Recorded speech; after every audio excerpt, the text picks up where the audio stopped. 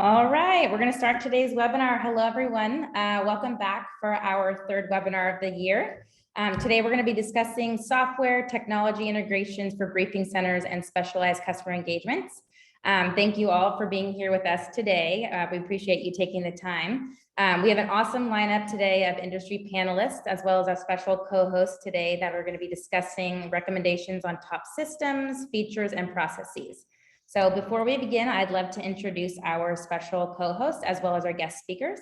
So helping me today, we have Alex Matthews. He was the VP of Customer Experience at Briefing Edge, an industry-leading scheduling system provider. And now with Nexus's acquisition of Briefing Edge, he is now the head of project management, and we are so thrilled to have him here today to lead this webinar and just get to hear his industry knowledge as well as his overall passion for this topic. So Alex, thanks so much for being here today. If you wouldn't mind introducing yourself and saying hello to all of our attendees. Hey everybody, thanks Allie. I think you pretty much did a good job of the introduction, but I'm Alex Matthews, so I head up the product team at Nexus, and I come from a long time at Briefing Edge working with a lot of different programs to understand tools and technologies and automation, and so I'm really fortunate to be here for this specific topic, and I'm very excited to talk to the panelists about the tools and technologies and ecosystems that they're using at their programs and how they're using these things to facilitate their engagement. So excited to have the discussion. Great, thanks. And now I'd like to introduce our three panelists. They all come from various industries, so we're really eager to hear their different perspectives and learn what they're doing today. So first we have Bonnie Bryce, who's the Director of CX Strategy and Programs at Dell Technologies. Hello, Bonnie. If you wouldn't mind saying hello and introducing yourself, please. Hi, yes. Hi, everybody. And thank you for the opportunity to participate today. I feel that we all learn from each other. So these kinds of formats are great to learn from our peers in the industry. I am a 33-year veteran of Dell Technologies from the Heritage EMC side and have held positions across the company. My journey with executive briefing programs started in 2011 when I made a shift over to VCE, which was a spinoff of EMC. It was a three-way joint venture. And so I built their program ground up, and we were able to open 4 centers in 4 years. And that was pretty staggering growth. But when I started there, we had no budget and I had no staff, and it was a very small program. Fast forward to 2016 and Dell acquired EMC and VCE, and we merged the programs, and we now have a very large program. So I have experience with the very small program, and then the opposite end of the spectrum with the probably one of the world's largest briefing programs. So it's been a fun journey. Thank you for inviting me, though. Thank you. All right, and then next we have Lisa Chase, who's the Director of Strategic Marketing at Aetna, which is a CVS health company. Thank you, Lisa, for being here. If you wouldn't mind introducing yourself and letting us know a little bit about you. Sure. Thank you for having me. Yeah. So 6 years ago, almost to the day, my family and I adopted a 60-pound brown-haired hound rescue dog named Jimmy. He's a people dog. He's empathetic and reliable and authentic and fun. And everybody remembers Jimmy and is always happy to see him. Just like Jimmy, my team strives to create a memorable experience that forms a lasting emotional connection with our hosts and guests in all of our meeting engagements. Hi, everybody. I'm Lisa Chase. I'm the Director of Experiential Solutions and Strategic Engagement at CVS Health, Aetna. I manage the Customer Center in our Hartford, Connecticut corporate office, as well as our virtual and global briefing program. We are a small but mighty team of 9 amazing meeting professionals.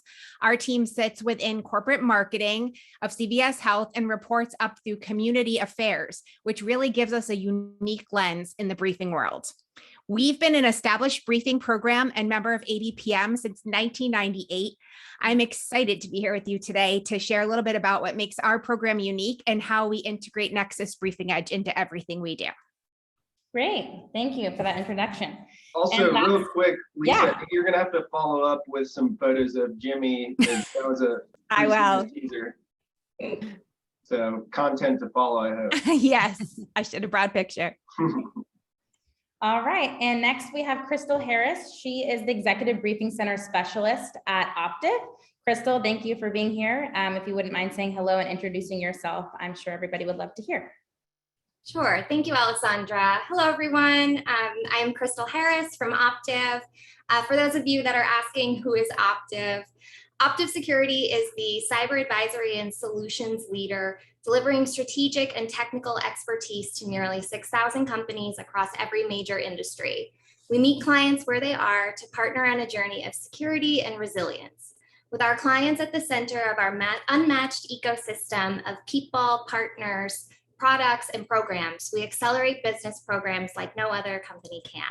At UpLevel, we manage cyber risk so you can secure your full potential. And I am here representing UpLevel's Executive Briefing Center program with our locations in Denver, Colorado, which is where I am based. We also have an Executive Briefing Center in Kansas City, Kansas. And since, like all of you, since 2020, we have a virtual program that operates everywhere. So I'm glad to support today's discussion and appreciate the invitation to be here with you all. Thank you.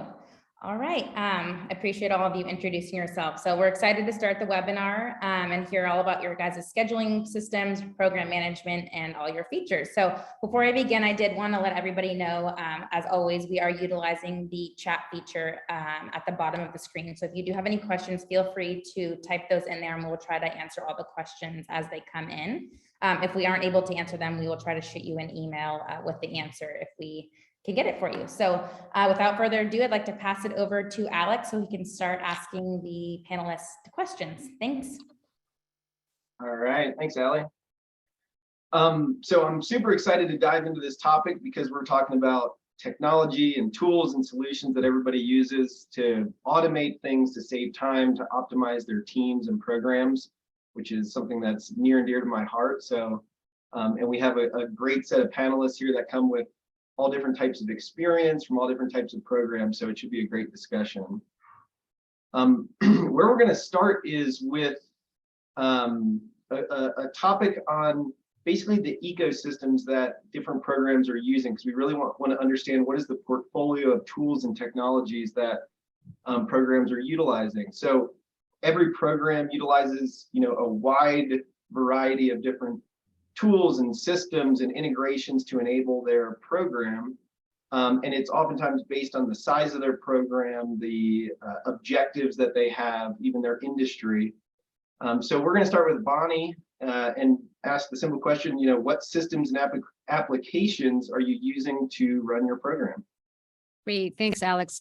Just to give you some context about Dell Technologies, the executive briefing program, we have 10 centers around the globe, and we have an extensive field briefing program. So if a customer can't come to one of our brick and mortar centers, we're able to take that briefing experience to them wherever they are.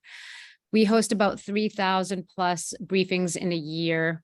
We have a discussion leader bureau that includes 2,600 people from around the globe, all volunteer Army. We have probably over 40,000 sales makers. We have about 80 people on staff. We have our offerings would include in-person, virtual, hybrid, so all of that. And we have a tiered briefing program that we support different levels with different amounts of resources.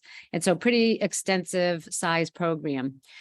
We really leverage VisitOps to pretty much run the business. So we use VisitOps, which is a briefing tool that we share with the Customer Solutions Center here at Dell Technologies. And VisitOps sits on Salesforce. And so the nice thing about that is VisitOps will pull information from Salesforce relative to the account and the account teams. So we use VisitOps to schedule our visits. We use it to assign rooms. We use it to assign our briefing consultants, our briefing coordinators. We have information that's included in there, reason for the visit. We have all the account detail in there that gets pulled from Salesforce. It includes the agenda builder. We use it to send the invitations. We align all of our discussion leaders. Those 2,600 discussion leaders are aligned to the official topics in the tool. It shows discussion leader availability. And all of the detailed information about our discussion leaders, which is critical, is all within VisitOps. So we really, it's the plan of record, and we pretty much run our briefing business on this tool. And it's an enormous time saver if you leverage the tool to its full functionality. We also, for our CMS to run, the digital content throughout, right now we're using AppSpace, and we picked AppSpace years ago because that's what was getting leveraged across Dell Technologies. AppSpace does not integrate with VisitOps. And so we're making a move and we're making a shift to Nexus for our CMS system because that will integrate with VisitOps, and that's a time saver. So now it's a manual intervention from our team to push formatted content out from our brand teams across our centers. So by having a Nexus as our CMS system, it will be more automated. Will be a much higher level of customization. And we'll also look to deploy the Nexus room warmers and the door monitors. And again, time saver because it's pulling it from VisitOps. So our team doesn't need to worry about all of the customization. It's an automatic. So if you look at our journey, right, so we have digital content in the main lobbies being managed. It will be managed through the Nexus system, in the rooms, outside the rooms. And so we're trying to up-level our experience with Nexus. We're also relative to hybrid and virtual. That's one of the things you asked us to touch upon. So in the centers right now, we're going through a massive upgrade. So our 10 centers around the globe, we're looking to upgrade rooms within each center to be more hybrid capable, right? So there are I know a lot of companies are thinking about this, but right now we're going through that exercise. In the meantime, we've created these things called field hybrid kits, which include cameras and laptops and microphones. And so if we have a field briefing, we're sending these kits in a big Pelican case, and those get shipped to the field so they can have a more elegant and up-leveled hybrid experience. In the short term, until we upgrade our centers and the rooms in our centers, we're leveraging these field kits in our centers to just have a better, more elegant hybrid experience. We are building 2 new centers. And in these new centers, we really want to push the boundaries of hybrid even more. One is opening in London in September, and then one in Massachusetts in next fall. But here we're really trying to push the boundaries, and video and digital content will be a really large part of all of it. The other apps we're using that is a time saver for us is a DrawLoop. DrawLoop is an app that sits on top of VisitOps, and we use that to format our final briefing packets. We have 2 versions of a final briefing packet: internal use for our discussion leaders with more detailed internal information they need, and then the customer-facing one. DrawLoop eliminates the need for the briefing consultants to format. There are no typos. It's much more professional. We also leverage Power BI extensively for creating dashboards, and it's kind of a self-service for our stakeholders. We use SharePoint we have an internal website. It's one-stop shopping. Anything any one of the internal employees need or to know about executive briefing program is found in SharePoint. Yep. So, and then the next thing, we've got a number of new things coming in the future that we'll be looking to integrate and partner with good people like our friends at Nexus. Thank you so much, Bonnie. So yeah, quite an ecosystem there and lots of technologies that you're leveraging, but it sounds like you guys have done a good job integrating a lot of things with your core scheduling tool. So that's great. So let's move on to Lisa. So Lisa, same question to you. What systems, applications are you using? What makes up your ecosystem to manage and deploy engagements? Okay. Yeah, thanks. So we primarily just have one physical space, and that's our briefing center in Hartford, Connecticut. And then we have a large virtual briefing program, which has gotten much bigger over the past few years, and now getting more into hybrid meetings as some people are returning to office and others are still participating remotely. I would say for us, Nexus Briefing Edge is our one source, our one sole system that we use to organize us for everything that we do. I know that I myself have it open every single day, and I know my teammates do too.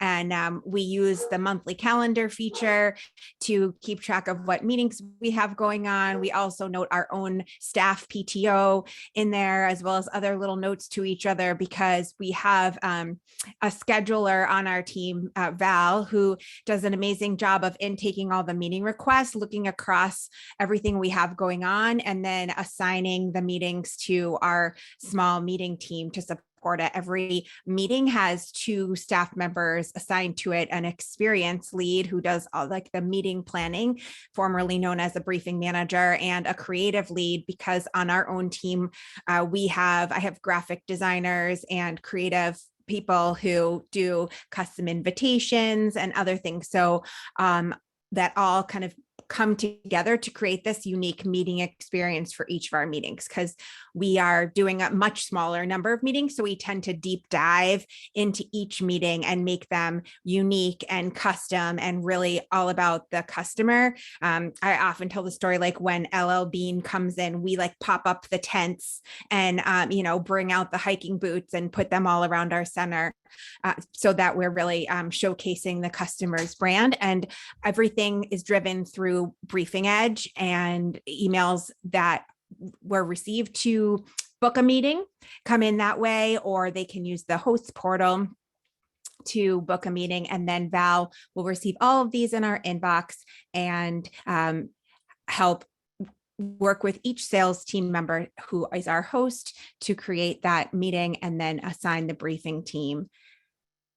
And then we're getting going on the planning process. So any of our digital screens in Hartford are all kind of self-sufficient. We basically use a lot of movies, MP4 files. We have one looping video that runs across 3 screens, and that is run by a Bright Sign player.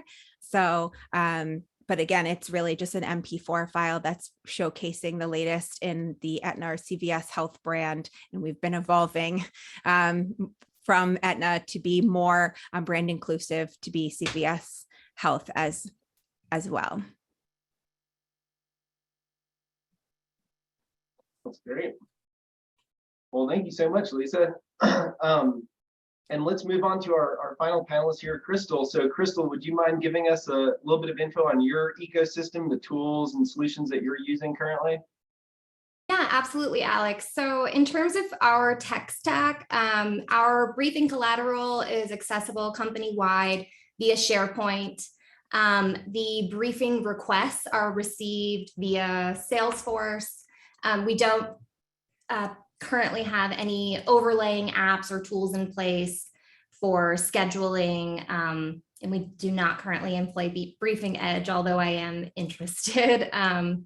Our project management tools and tasks are tracked through Workfront program. Our expenses are recorded in NetSuite. Briefings are scheduled old school by me in Outlook. And our most recent UpLevel and our most exciting is our launch of the Nexus client portal. We've deployed that for our last 3 client briefings, and just the experience so far has been an improvement for just ensuring that seamless experience from the original communication to briefing day to post-briefing follow-ups with surveys and things like that. So we're really excited to expand and continue to grow from there. That's great. Thanks, Crystal. So I think before we move on to our next topic, I think we're going to do a quick check to make sure that everybody's still awake out there and hasn't snoozed off. I think Allie's going to pull up a quick poll or two to get some information from the broader audience here on a couple of topics. We'll launch the first question.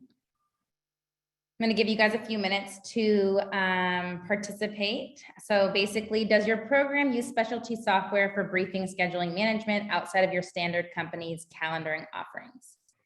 So I'll give it a few minutes, like maybe a minute or 2. We're getting some responses here. For now, yes is predominantly the higher one. Give it about another 30 seconds.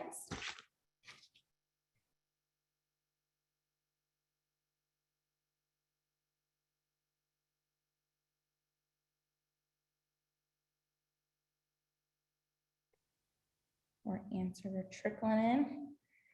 Okay, so I'm going to end the poll here and I'm going to show you guys the results. So it looks like about 79% are using some sort of specialty software for their briefing scheduling management, and about 21% are not.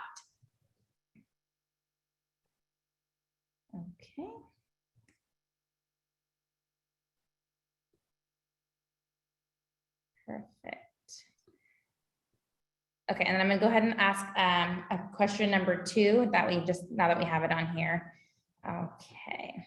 So what is your most valuable feature in your technology system, ecosystem, or integration? So we have a few that you can answer here. And if you're not using any of the following, please feel free to put it in the chat feature so we know what you're doing in addition to these. And that's tough that that's a single select there. So right now it looks like the majority is doing scheduling and calendaring. And then second, it looks like it's demo experiences and CRM integrations. And then with a little trickle of on-site digital experience and analytics and reporting. So we're not seeing any customer feedback or customer portal applications at the moment. So I'll give it another 10 more seconds and then I will just display this so you guys can all see what everyone's doing.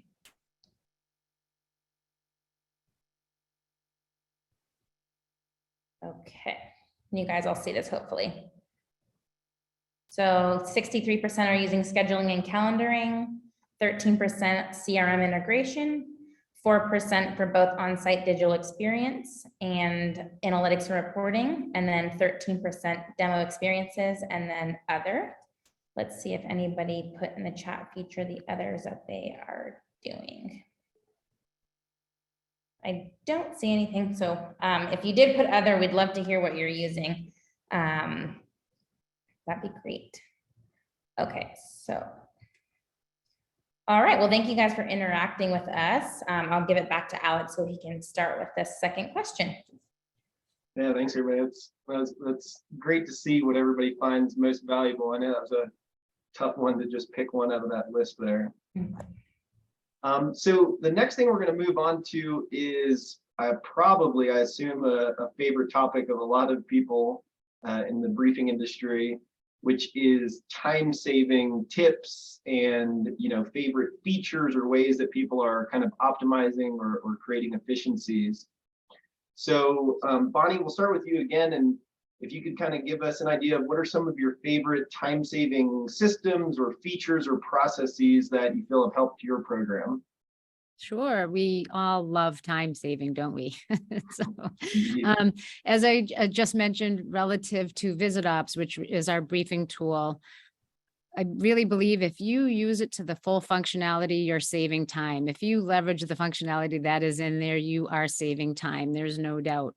Also looking when we deploy the Nexus CMS system, that's going to be a time savings. As I mentioned, right now it's manual intervention. So to have a system that's automated, it's dynamic. We make a change in VisitOps relative to the agenda or their customer. It's auto pushing the updated information out, and that will go across all 10 centers, right, without a huge lift there. And I think be much more professional and customized. I love the customized part of it. So that will for sure be a time saver for us. We also use tools like Power BI and the dashboards. And so it's kind of a self-service there. And we leverage that extensively for the metrics that we're sharing with our stakeholders.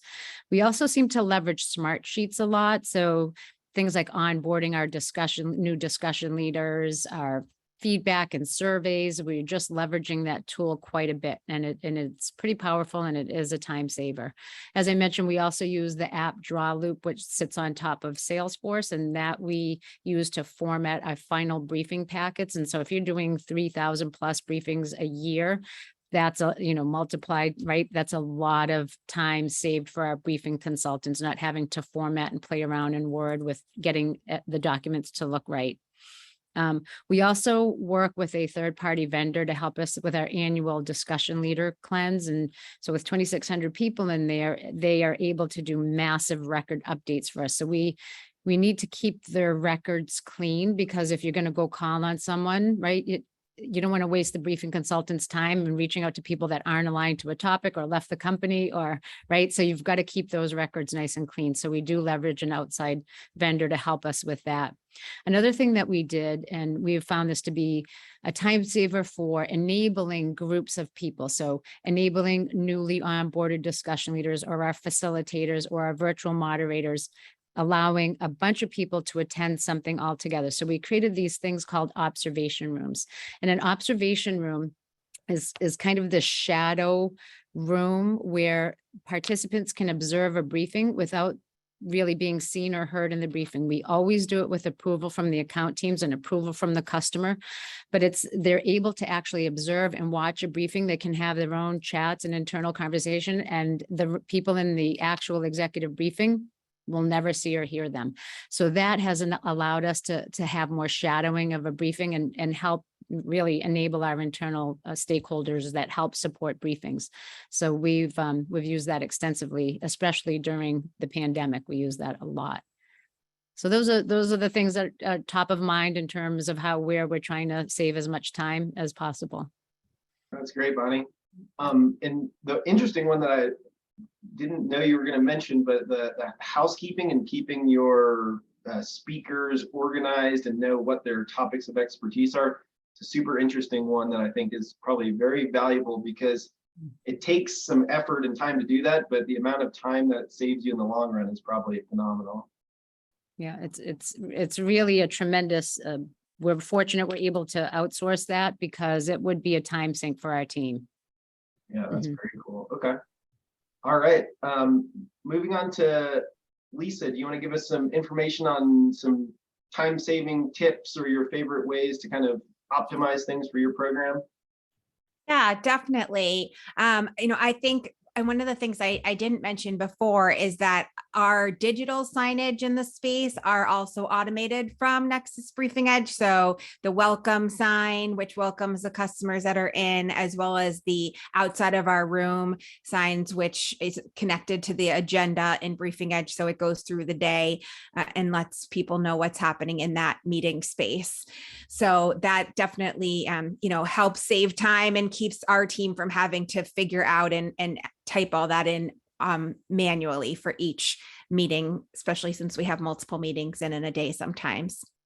As I mentioned before, since we're not a tech company, we have custom built a lot of our Briefing Edge to meet our needs. We are always in touch saying, can we do this? Can we do that? So that it's like really tailored so that we can input all of our information into it. So to have everything at our fingertips. So all the logistics, even what creative we're working on, what experiential components might be part of it. If we're going out in the community as part of our larger team, we keep all of that information in Briefing Edge. And I always say good information in equals good information out. So the more we put in and the better we are at detailing all of it in Briefing Edge, allows us to do better reporting. And we're constantly being asked for reporting.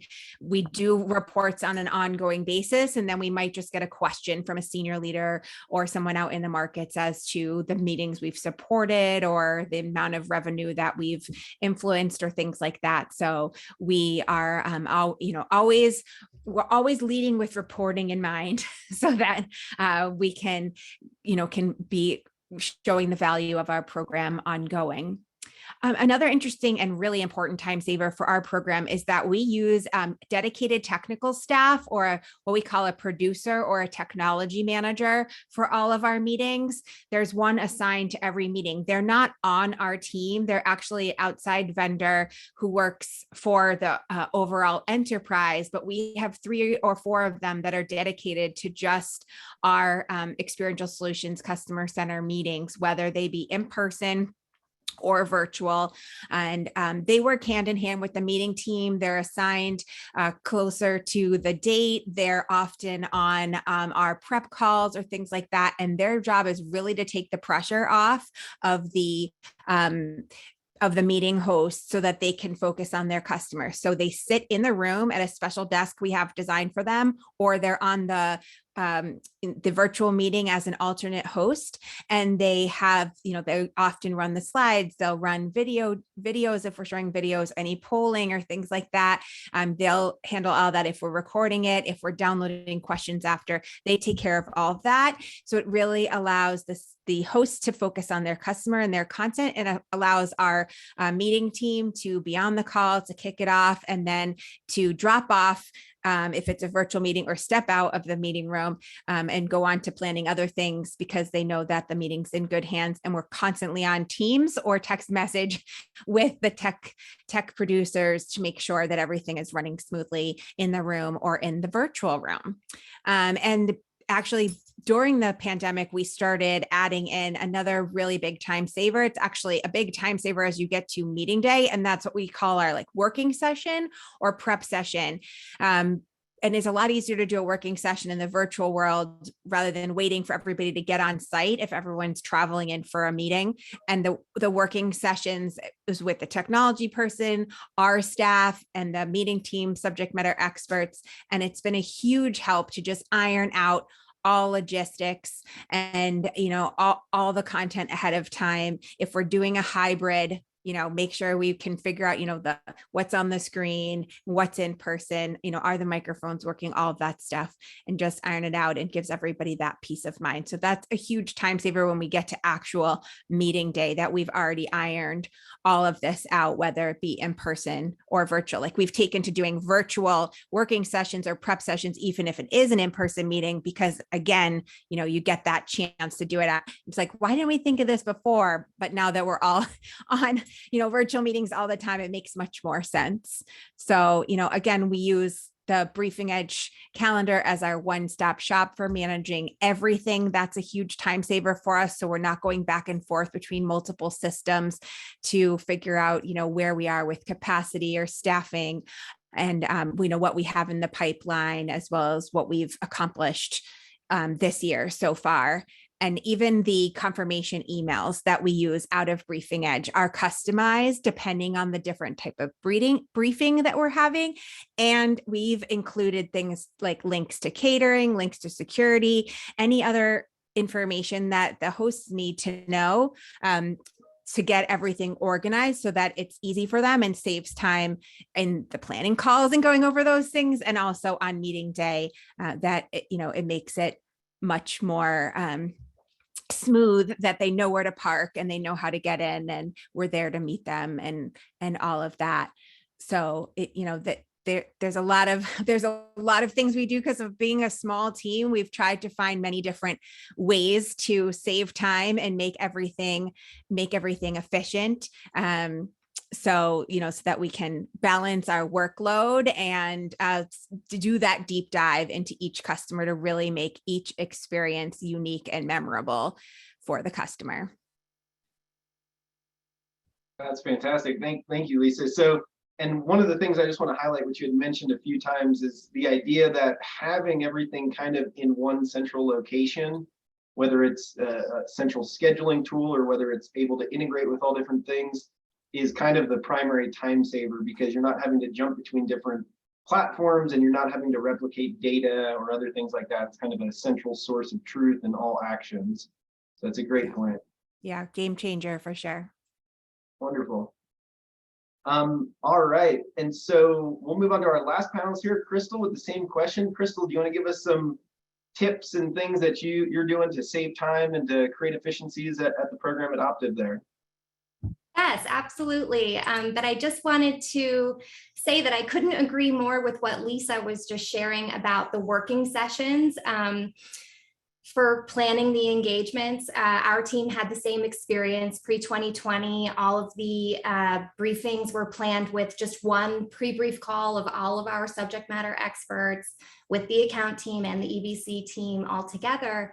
And that call is slated for 50 minutes. And it was constantly going over to, an hour and a half. And so we introduced these 25-minute working sessions that we call them as well, with the account team and each subject matter expert per agenda topic, to go all the way into the weeds of what they want the objectives and messaging and goals to be. And that has improved our process so much. So I couldn't help but piggyback on top of Lisa's share there, just on the internal planning side. But on the external experience side, and just circling back to our newest technology that I just mentioned with the Nexus client portal, Alessandra has a couple of slides to share.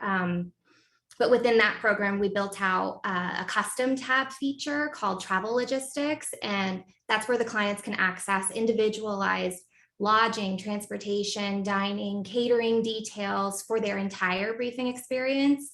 And this is a pretty major up level for us as well. So prior to this tool, we were simply emailing the details directly to the client from our briefing center alias in Outlook.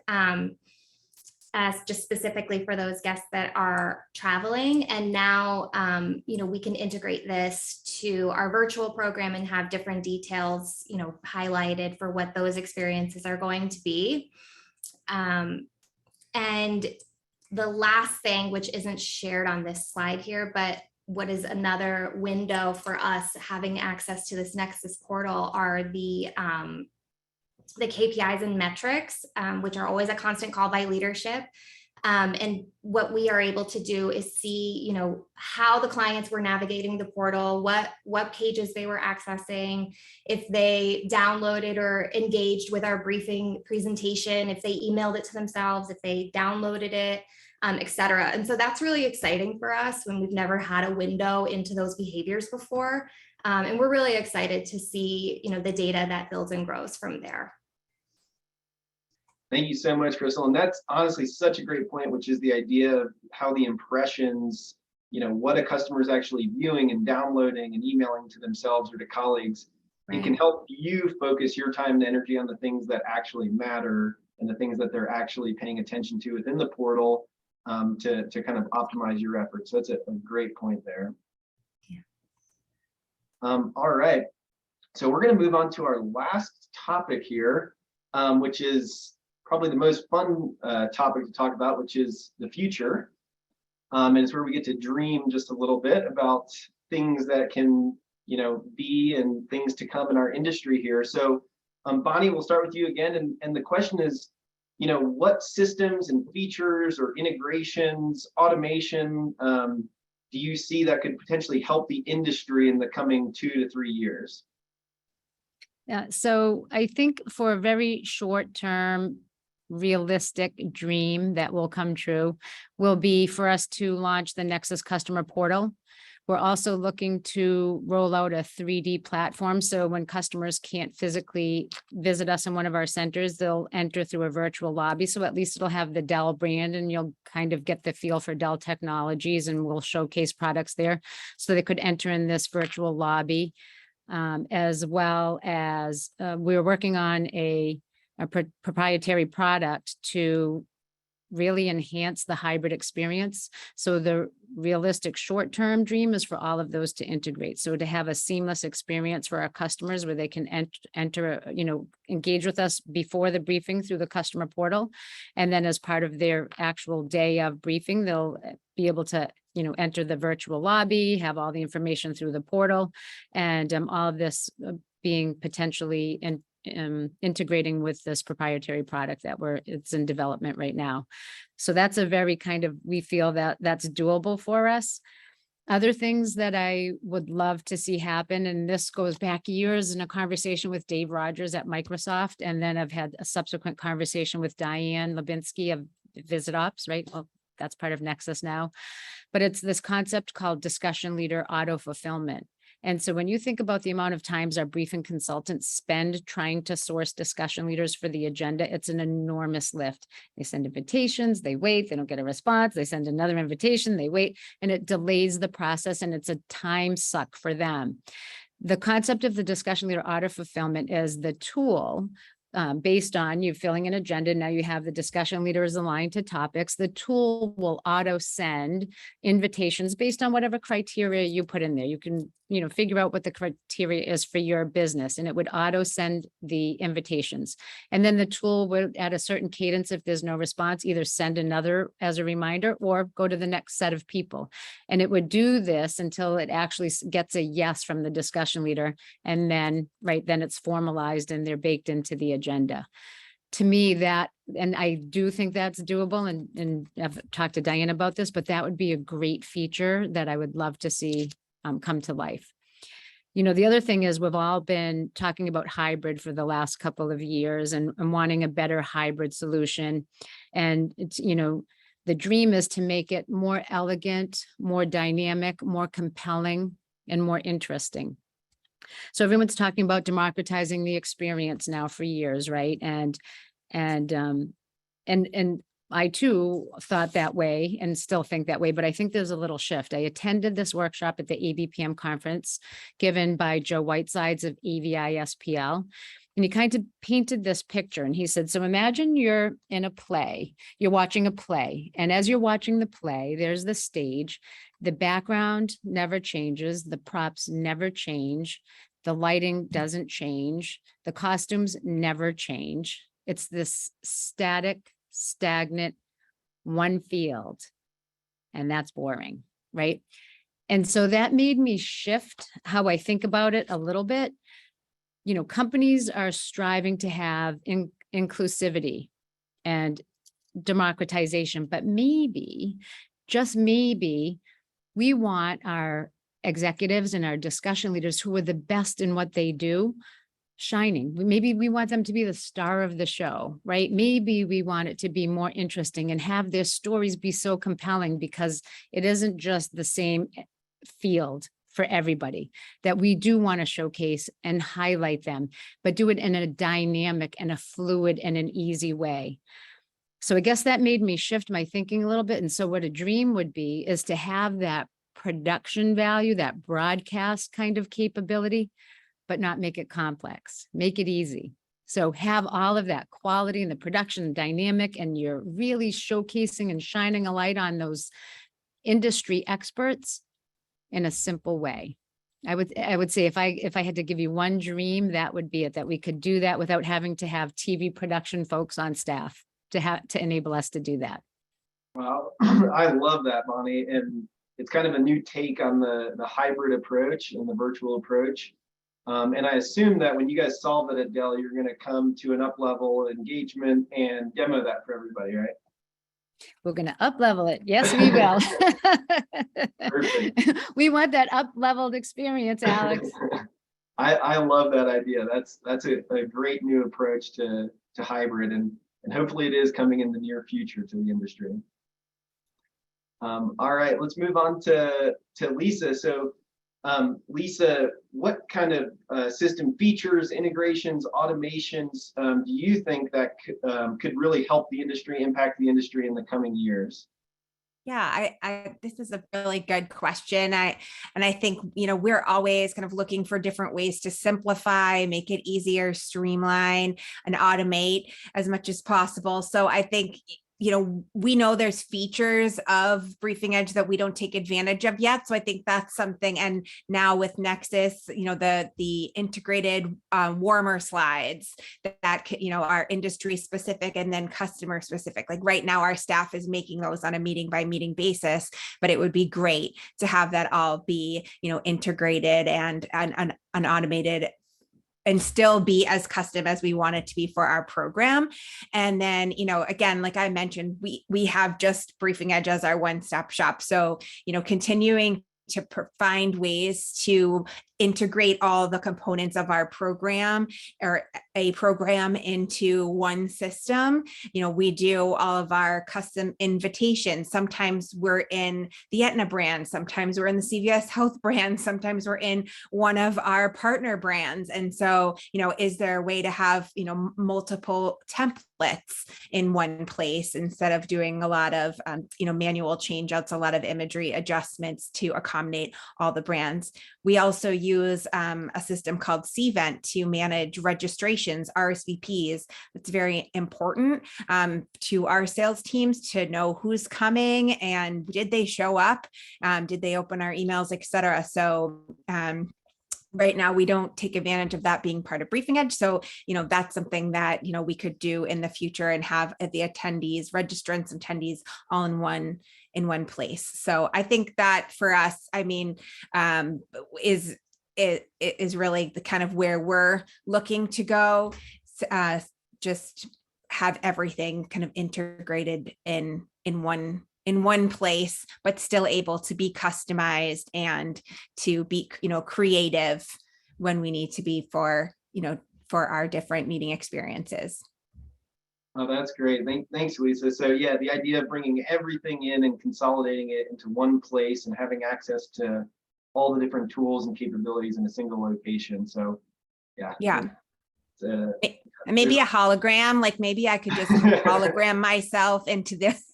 I was going to say it's Hartford, dangerous whenever- to say that. Yeah, Right?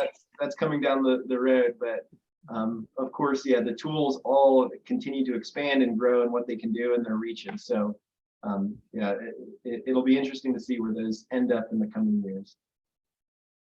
All right, Crystal, on to you. So features, integrations, automations, things that you would like to see in the industry, things that you think could impact the industry in the coming years. Oh gosh, I thought there were so many great ideas that just came ahead. Tough act to follow. So I would definitely be interested, oh my gosh, in a subject matter expert scheduling tool that Bonnie just mentioned. If Nexus wants to go ahead and create that, that would be amazing. I've got notes. I've got notes. I also appreciated the share of, these sort of theatrical enhancements to the briefing experience. I think that's all of our North Stars, is to grow that experience into just the most exceptional thing that it can be and customize it specifically for those clients and get into that depth and have that experience be so rich. So when I think about challenges of the future, solving that hybrid experience really is, our sort of primal challenge, immediate challenge, I would say. The virtual was sort of simple. Everyone's on the same platform. We're all here together in the same space. But when it goes into, well, now you're going to be in the client's office and I don't know what their briefing room looks like. And I don't know if they have an IT person on staff. And I don't know what internet connections they use and what's their speed. And can we share presentations? Can they have live video with sound through their WebEx or Zoom platform? Solving those challenges specifically, I would say, is still at the forefront of our minds. And I always look forward to these types of panels to share the experiences that we all have. So, thank you for helping me solve those together. Yeah, thank you, Crystal. Yeah, and I know it's probably on everybody's mind, which is virtual and hybrid. It's something that, everybody was kind of hit with at a very rapid pace, and everybody's trying to solve it in all different ways. So it's great to hear these ideas and where people think that it's going to go in the future. And it's exciting to see where these things end up. So yeah, thank you, everybody. And with that, I'm going to kick it back to Alessandra to wrap us up here. All right. Well, thank you guys. Thanks, Alex. You're a great co-host. I know this was your first UpLevel webinar with us, so we really appreciate you being here. We were lucky to have you. Obviously, your expertise and your knowledge very much shows. So thank you. And then obviously, Crystal, Lisa, and Bonnie, thank you so much for being here. We know you guys are super busy, and we appreciate the time that you guys have taken to just inform our, UpLevel community about what's going on in the industry. So obviously, your vast knowledge really shows, and we hope that everybody watching today learned a lot, since I did. I know I did. So we're hoping you guys did as well. And to all of the people who watched today, we hope you did gain some insight and you learn from these thought leaders. So thank you, everybody, for being here. We appreciate it. And I did want to just mention that we are going to be having a few more webinars throughout the year. As you can see here, we have actually another one at the end of August. We're kind of piling up 2 in this month. So these are going to be the topics, but the August one will be on the I don't know what just happened. We'll be on the 25th of August.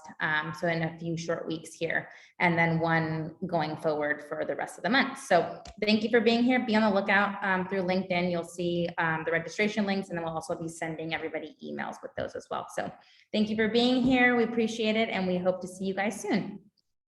Thank you, everybody. Thank you. Bye. Thank you. Appreciate it.